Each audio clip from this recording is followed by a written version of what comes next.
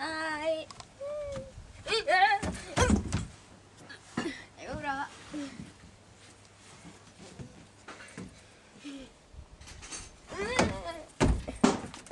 Vær litt forsiktig. Det går bra. Nei. Slutt, det er ikke morsomt. Nei. Nå var det ikke det.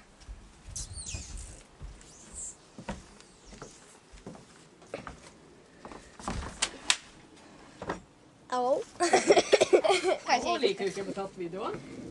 Jo, men stolen holdt på å knekke når jeg satt meg inn. Ja, nå går det an å stoppe filmen. Ha det! Måtte du starte filmen? Det har jeg ikke gjort. Jo, det har du. Nei. Jeg hørte deg. Nei, det har jeg ikke. Å, nei, jo da, jeg så deg her. Nei da, det har jeg ikke gjort. Det har jeg ikke gjort. Jeg har ikke startet det nå. Nei. Så slutt. Ferdig? Nei, det er jeg ikke. Jeg vil... Kanskje vi skal ta et intervju av bestefar. Hei, bestefar. Oi, sånn. Nei, nå får jeg sol i øya. Hjelper ikke om du har sol i øya, vet du. Bare du ikke har sol i kamera. Sånn, vet du. Sånn. Ja, hva var det du lurte på? Jeg kan ikke se deg, det er mørkt. Sånn, jeg kan se det. Jeg kan ikke se en. Ja, men hva...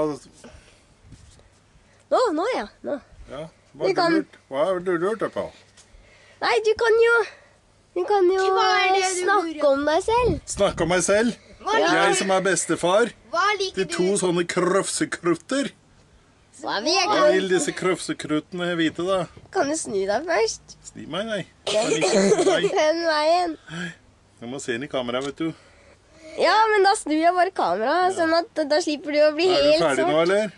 Nei, Det var et dårlig intervju. Ja, da går jeg inn og henter morsom klovn. Yeah! Og hva lurte du på? Om ferien har vært... Hadde en... Sånn. Ja.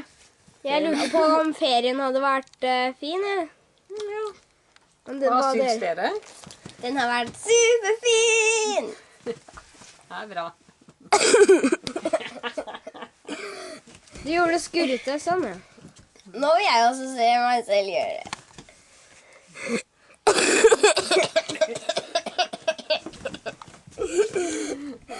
Det går bra. Det går